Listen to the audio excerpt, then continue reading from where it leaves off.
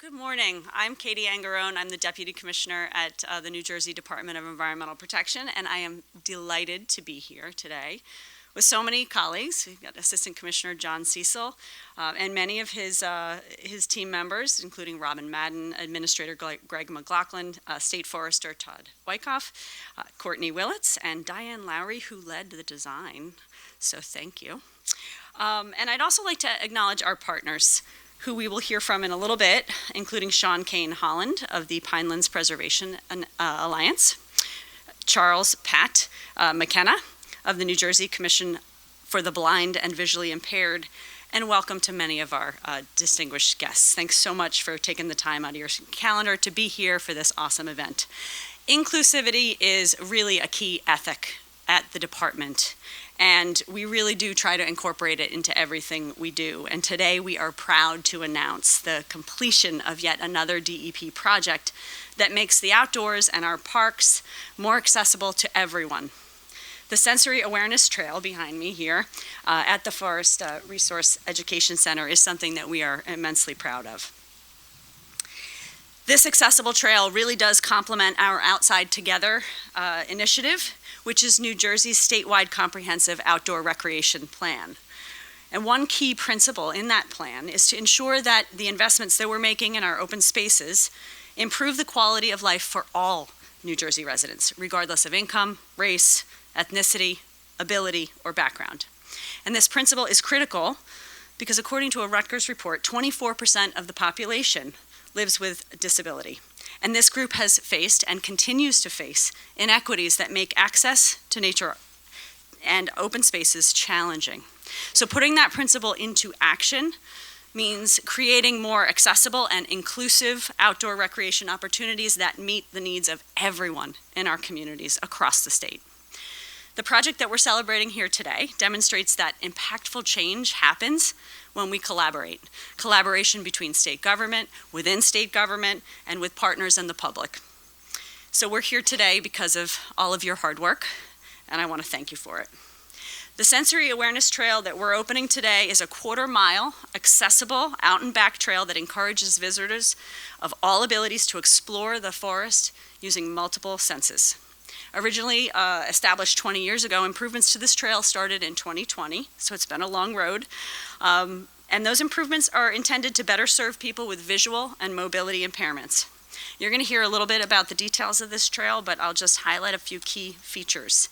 The trail involves an improved permeable trail surface and the removal of exposed roots, and the selective trail widening for wheelchair use. The new trailhead kiosk has some inclusive features such as a slanted panel that is accessible to trail goers in wheelchairs, 3D topical relief map, braille and large print details and photos, and a hand crank audio player with commentary from natural resource experts. And for those with visual impairments, you'll see that there's a guide rope system with wooden markers and tactile signals to help visitors locate interpretive exhibits. Funding for this particular project came entirely from 2 Federal Highway Administration Recreational Trails Program grants totaling nearly $80,000. And it was administered by the DEP's Green Acres program, who was a critical partner in this as well. And as I mentioned, this is really part of a larger commitment to improve accessibility across New Jersey state parks, forests, and historic sites. And we have made great progress to this date. We've got inclusive playgrounds that are available at Waiwayanda State Park in Sussex County, Cheesequake in Middlesex, as well as Wharton State Forest in Burlington. So we're really making progress across the state. We've also got a reservable track chair, which is an all-terrain electric-powered wheelchair at Batstow Village down at Wharton. And that really opens our trails to that would otherwise be inaccessible to standard chairs. We've also got accessible canoe and kayak launches at Wharton, as well as Waiwayanda. And additionally, we've completed 60 miles of trail accessibility assessments, with more to come. And these really sort of capture things like slope, surface type, width, so that visitors can decide whether or not the trail meets their needs. All of these efforts really reflect the department's belief that everyone should be able to experience the great outdoors, and the department's continued commitment to making the outdoors accessible. So I look forward to hearing from our partners, and I ask you to please stick around and join us after the ribbon cutting for a guided walk so we can all experience the improvements for ourselves. And I'd like to welcome Courtney Willits, who oversees the Forest Resource Education Center, to offer some remarks. Well, good morning, everyone. Thank you, Katie. And yeah, I'll just second, it's a fantastic day to cut a ribbon today. This is great. I don't know who ordered this, but it's awesome. In true forestry fashion, at least we don't need pruners or a chainsaw to cut the ribbon today, although we were saying that would be pretty exciting and fun to do. Full disclosure, I'm going to say right up front, I didn't propose this project. I didn't limp and lend it. By the time I came in as supervising forester, the trail was pretty much just about done. So in so many ways, I kind of feel like, you know, the person that shows up late to the potluck, all the food's already been cooked, and I get to enjoy the meal from it. But in all seriousness, what I have seen is really how incredibly passionate and dedicated our staff here has been in completing this project. Really their collaboration and their problem solving, not just the FREC staff, but with other agencies and programs, has really made this trail an incredibly thoughtful and welcoming place that it is today. Just a little bit of background. So the Forest Resource Education Center, or the FREC, is a living classroom. So it's a place where people can come to learn about forest ecosystems, sustainable forest management, and the many ways that our forests just support life in our communities across the state. With about 8 miles of hiking trails, our interactive programs for schools and families, and then our state nursery right next door that provides thousands of seedlings for a variety of reforestation efforts. This site is entirely dedicated to teaching people not just to enjoy the woods, but to understand and care for them too. That's why the Sensory Trail is such an important addition to our site. It extends our mission to more people, ensuring that everyone, not just some, can experience the lessons that our forests have to offer. By engaging multiple senses, this trail helps visitors connect more deeply with the natural world, and in doing so, it also complements the interpretive work we do across the property and again across the state with our other programs. And what makes this trail special and unique isn't just the accessibility improvements, right? It's the connections it fosters. The connections between the people, the trees, the forests, between science and stewardship, and between visitors of all abilities who can now share this whole space together.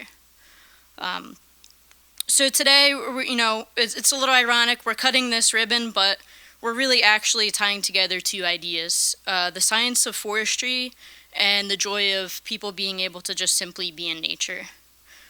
So thanks to the hard work of so many people, visitors of all abilities will now be able to experience both.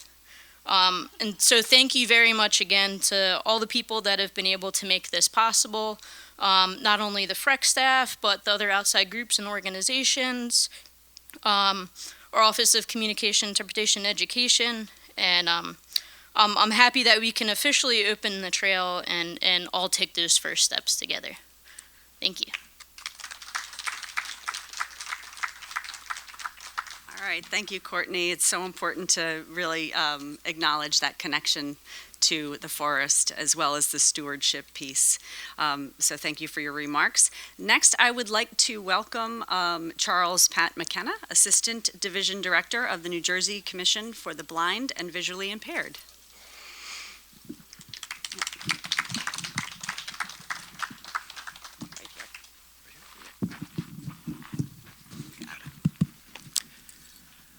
All right, good morning, everyone. My name is Charles Pat McKenna. I have the honor of being Assistant Division Director for the New Jersey Commission for the Blind and Visually Impaired. I stand before you with my service dog, Raven, who is basically goes everywhere that I go, and was with me last week when I had the opportunity to come and get a quick sneak peek tour of the accessible trail in question, I had asked if I could take a quick look at it so I could get a better idea of a few things that I could say about it in honor of today's event. I came here last week, guided by my service animal, and had the opportunity to navigate the trail, guided by the guide rope, navigating the graded terrain, exploring the trail's many features, and reading and appreciating the many brailled plaques, educational plaques along the way. Interesting too, when you have an opportunity to see them, the feature I enjoyed the most about them is the 3D relief or model that is often included on many of them. This trail is remarkable. It represents many years of hard work and planning and logistics, and I am told the inclusion and collaboration of dozens of different professionals to pull together. And the culmination is extraordinary. I'd like to extend my thanks for seeing this project through to its completion, as well as my congratulations on your success for having created a space where individuals who live with a disability can come to enjoy and appreciate and explore nature's beauty. In the blind and visually impaired community, it is not common to find an opportunity or a space quite like this. Frequently, outdoor recreational spaces tend to be beyond the reach of many individuals in that community on account of a belief maybe that it would be too difficult to navigate that space, or they might not be able to fully appreciate it if they did so.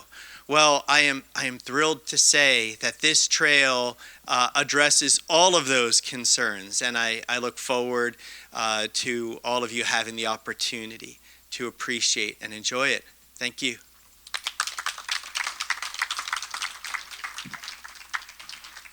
All right, thank you so much, Pat. I appreciate your comments and your emphasis on collaboration and how many partners worked on this. So thank you for that.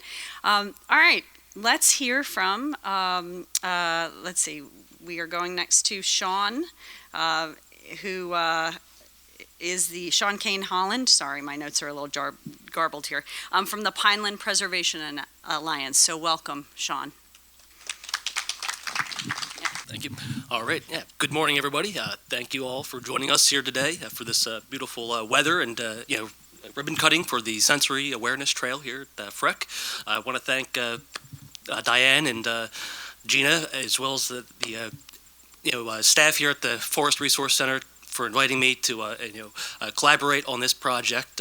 We've been working with the State Forest now with the Pinelands Preservation Alliance for past 2 years, working on accessibility at various sites.